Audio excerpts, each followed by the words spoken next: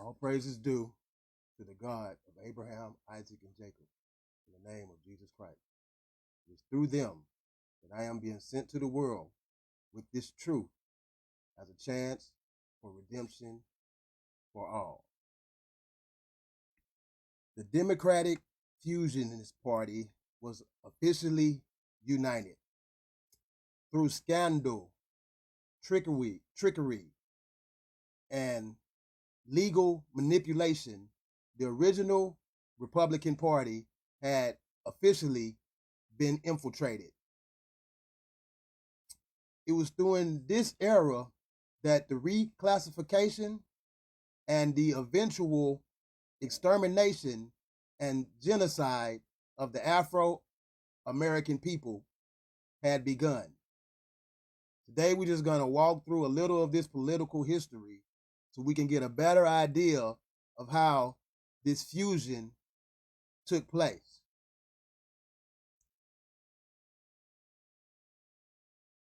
Get to the reading, yo.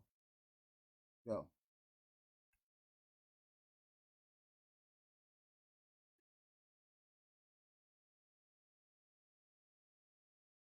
NorthCarolinaHistory.org, Fusion Politics. Written by Ronnie Faulkner, okay? During the 1890s, a national phenomenon known as fusion politics united both parties, Republican and Democrat. The Democratic Party are totally against God. The Republican Party originally was the party of the Afro-American people, the party of Abraham Lincoln, who offered the foreigners and invaders an opportunity to live equal in the land amongst the indigenous people, the people with the birthright of the land. But once again, through fusionist politics, they infiltrated both parties. And here we are in 2022 dealing with the phenomenon. Excuse me.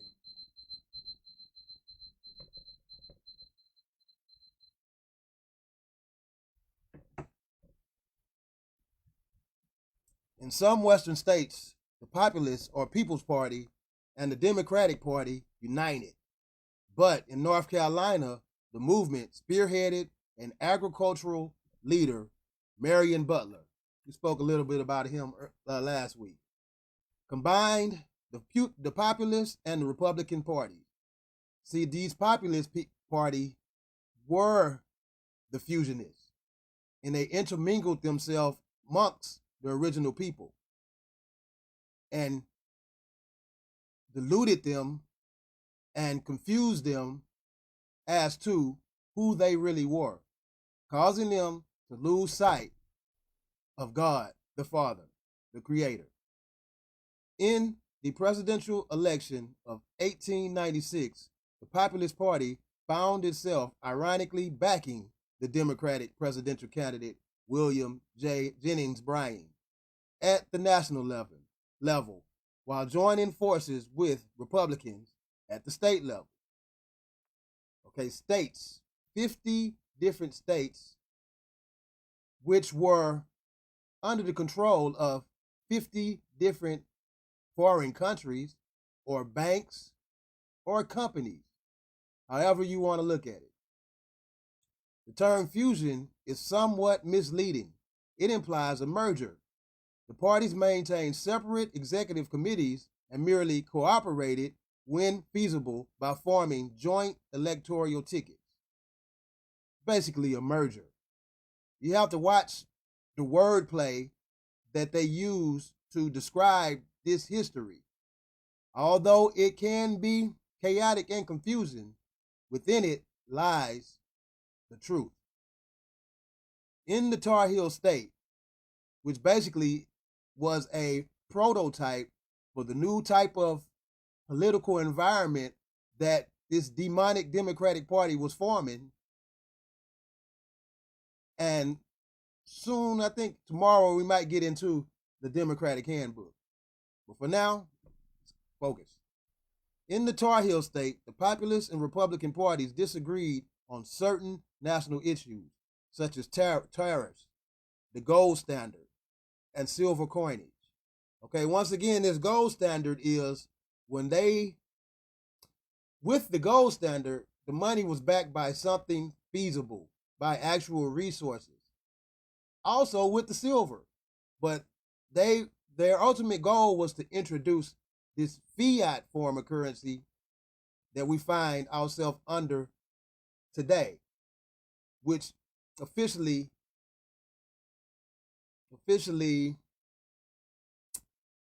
made the Afro-Americans bondsmen and bondswomen, as it is written in Deuteronomy 28, 68? Deuteronomy chapter 28. Check that out. In the Tar Heel state, the populist and Republican parties disagreed on certain issues such as tariff, the gold standard, and silver coinage. The parties, however, agreed on many state issues, including education, voting rights, and restoring the charter of the Farmers Alliance. It became apparent in 1892 when Democratic Elias Carr won a plurality of 48.3% votes in the three-way race for governor that Democrats were in trouble. Rather than entertain growing populist demands for economic reform, county self-rule, and increased educational funding, the Democratic legislature spitefully repealed the charter of the North Carolina Farmers Alliance, which was blamed for the emergence of the Populist Party, and instituted tighter restrictions on the election process. Okay. So, after the Reconstruction efforts of Abraham Lincoln and the legislature that he created, the Democrats found themselves on a downward spiral.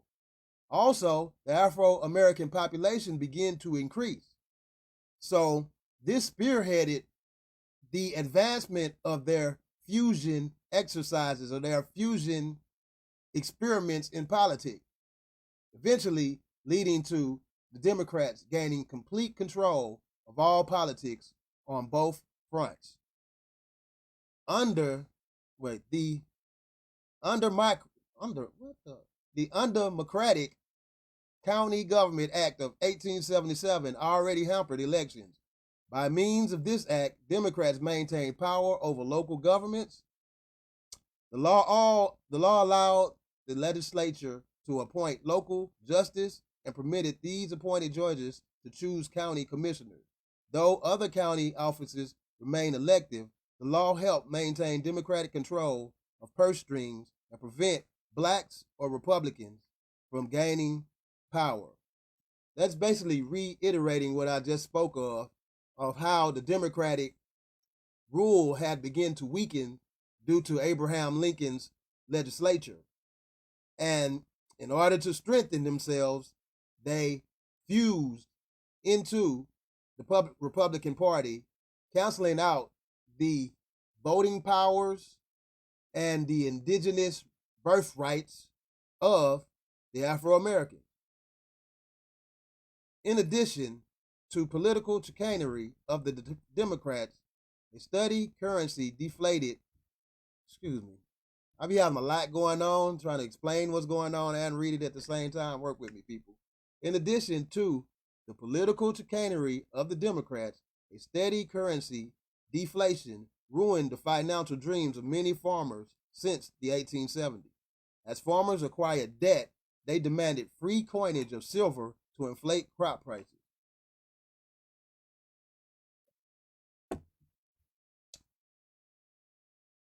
This desire, combined with an economic depression that started under the presidential administration of Democrat and gold supporter Grover Cleveland, fueled the intensifying disenchantment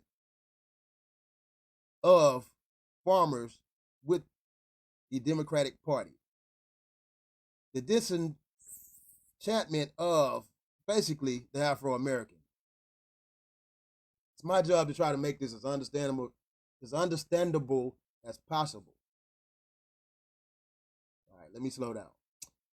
Prior to 1894, Marion Butler, chairman of the state's People's Party and editor of the Caucasian, held secret meetings with black and white Republican leaders, including former black Congressman Henry P.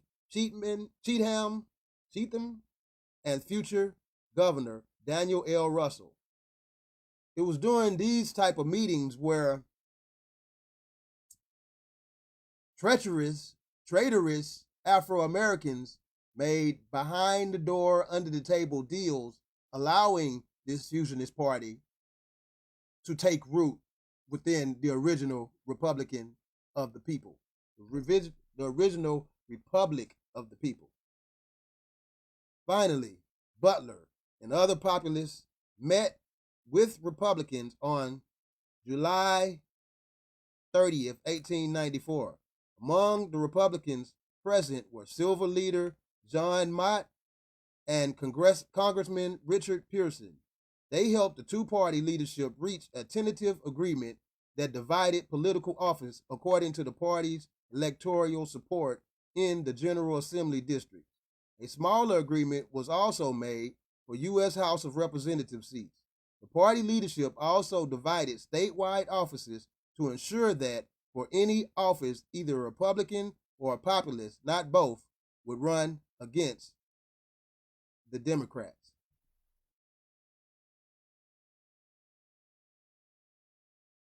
So basically, this gave birth to the selection rather than election process, where they simply held up two selected candidates for the people to choose between. Basically, how the saying go, the lesser of two evils. Both candidates already was in agreement with the company to move forward in this demonic democratic takeover. And that led the people to not being able to choose proper representation. On August 1st, 1894, the Populist Party Convention endorsed a combined slate for state offices. On August 30th, the Republican Party Convention followed suit. The die was cast. All right, that's it for today. Another episode. Till next time, Focus Daily, y'all.